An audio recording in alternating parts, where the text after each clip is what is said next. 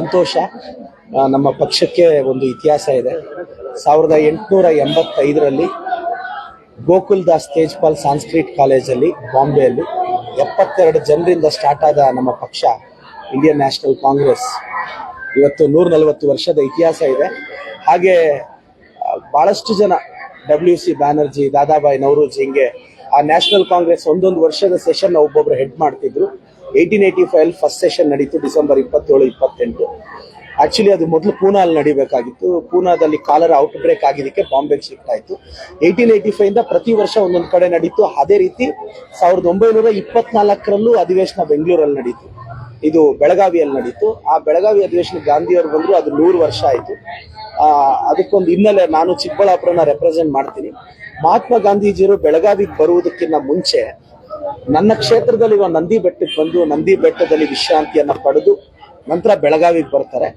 ಮತ್ತೊಮ್ಮೆನೂ ನಂದಿ ಬೆಟ್ಟಕ್ಕೆ ಬರ್ತಾರೆ. ಸೊ ನನ್ನ ಚಿಕ್ಕಬಳ್ಳಾಪುರಕ್ಕೂ ಬೆಳಗಾವಿಗೂ ಒಂದು ಗಾಂಧೀಜಿಯವರ ಪ್ರಯಾಣ ಒಂದಿದೆ. ಗಾಂಧೀಜಿಯವರು ನನ್ನ ಕ್ಷೇತ್ರದಿಂದ ಒಂದು ಹಳ್ಳಿಯಿಂದ ಬೆಟ್ಟ ಹಾಕ್ತಾರೆ. ಅದನ್ನ ಇವತ್ತು ನಾವು ಗಾಂಧಿಪುರ ಅಂತ ಕರಿತೀವಿ. ಒಂದು ದೊಡ್ಡ ಇತಿಹಾಸ ಇದೆ. ಸೊ ಇದು ಐತಿಹಾಸಿಕ ಕಾರ್ಯಕ್ರಮ. ನಮ್ಮ ಮಲ್ಲಿಕಾರ್ಜುನ್ ಖರ್ಗೆ ಸಾಹೇಬರು, ನಮ್ಮ ರಾಹುಲ್ ಗಾಂಧಿ ಸಾಹೇಬರು, ಪ್ರಿಯಾಂಕಾ ಗಾಂಧಿ ಮೇಡಮ್ ಅವರು, ಸೋನಿಯಾ ಗಾಂಧಿ ಮೇಡಮ್ ಅವರು ಎಲ್ಲ ಬರ್ತಿದ್ದಾರೆ. ನಮ್ಮ ವೇಣುಗೋಪಾಲ್ ಸರ್, ಸುರ್ಜೇವಾಲಾ ಸರ್, ಬಹಳ ಅದ್ಭುತವಾದ ಕಾರ್ಯಕ್ರಮ. ನಾನು ಕುತೂಹಲದಿಂದ ಇದ್ದೀನಿ ಸರ್. ಮಹಾತ್ಮ ಗಾಂಧೀಜಿ ಅವರನ್ನ ಕೊಂದಿದ್ದು ಗೋಡ್ಸೆ ಅವರು 1 ಗುಂಡು ಹಾಕಿದ್ರೆ ನೆಹರು ಅವರು 2 ಗುಂಡು ಹಾಕಿದ್ರು ಅಂತ ಯತ್ನಾಳ್ ಅವರು ಇಲ್ಲ. ಫಸ್ಟ್ ಯತ್ನಾಳ್ಗೆ ಅವ್ರ ಪಕ್ಷದ ಬಗ್ಗೆ ಗೌರವ ಬೆಳೆಸ್ಕೊಳ್ಳಿ. ಒಬ್ಬ ರಾಜ್ಯಾಧ್ಯಕ್ಷನ್ನ ಕಾಮನ್ ಸೆನ್ಸ್ ಇಲ್ಲದೆ ಮಾತಾಡ್ತಾರೆ.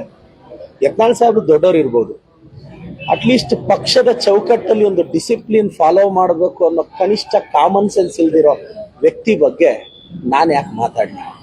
ಫಸ್ಟ್ ಒಂದು ಪಕ್ಷದಲ್ಲಿ ಒಂದು ಅವಕಾಶ ಸಿಕ್ಕಿದಾಗ ರಾಜ್ಯಾಧ್ಯಕ್ಷನ್ನ ಗೌರವಿಸೋದು ಕನಿಷ್ಠ ಪರಿಜ್ಞಾನ. ಅಂತ ಸೆಲ್ಫ್ ಪಕ್ಷದಲ್ಲಿ ಒಂದು ಡಿಸಿಪ್ಲಿನೇ ಇಲ್ದಿರೋ ವ್ಯಕ್ತಿ ಕಾಮೆಂಟ್ಗೆ ನಾನು ಯಾಕೆ ಉತ್ತರಿಸಲಿ? ಪ್ರಹ್ಲಾದ್ ಜೋಶಿ ಅವರು ಬೆಳಗಾವಿಗೆ ಬಂದಿದ್ರು. ಇದು ನಕಲಿ ಕಾಂಗ್ರೆಸ್ ಸಮಾವೇಶ, ನಕಲಿ ಗಾಂಧಿಗಳ ಸಮಾವೇಶ ಅಂತ. ಏನ್ ಪ್ರಹ್ಲಾದ್ ಜೋಶಿ ಅವರು ಬಹಳ ಅಸಲಿ ಇದ್ದಾರೆ. ಅವ್ರ ಸಾಧನೆಗಳ ಶಿಖರಗಳನ್ನ ಕಟ್ಟಿ ಸಾಕ್ಷಿ ಗುಡ್ಡೆಗಳನ್ನ ಹಾಕಿದ್ದಾರೆ. ಯಾಕೋ ಪ್ರಹ್ಲಾದ್ ಜೋಶಿ ಸಾಹೇಬ್ರಿಗೂ ಗೊತ್ತಾದಂಗಿದೆ, ಇನ್ನೊಂದು 15 ವರ್ಷ ಬಿಜೆಪಿ ಬರಲ್ಲ. ಏನೋ ರಾಜ್ಯ ರಾಜಕಾರಣಕ್ಕೆ ಬಂದು ಅವರು ಏನೇನೋ ಆಸೆಗಳು ಇಟ್ಕೊಂಡಿದ್ರು.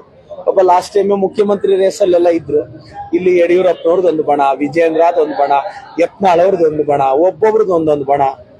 ಯಾರ್ಯಾರು ಏನ್ ಆಗ್ತಾರೆ ಇವ್ರು ಒಳಜಗಳದಲ್ಲೇ ಮೊನ್ನೆ ಬಂದಿದ್ದಲ್ಲ ನಂಬರ್, ಅದಕ್ಕಿಂತ ಕಡಿಮೆ ಬರುತ್ತೆ ಬಿಜೆಪಿಗೆ ಅಂತ ಹೇಳ್ತಾ ನಾನು ಮತ್ತೊಮ್ಮೆ ಯತ್ನಾಳ್ ಸಾಹೇಬ್ರಿಗೆ ಹೇಳ್ತೀನಿ, ನಮ್ಮ ಪಕ್ಷದ ಬಗ್ಗೆ ಮಾತಾಡೋದಕ್ಕಿಂತ ಮುಂಚೆ ನೀವು ಸ್ವಲ್ಪ ಡಿಸಿಪ್ಲಿನ್ ಬೆಳೆಸ್ಕೊಳ್ಳಿ, ಕಾಮನ್ ಸೆನ್ಸ್ ಬೆಳೆಸ್ಕೊಳ್ಳಿ ಸರ್. Thank you.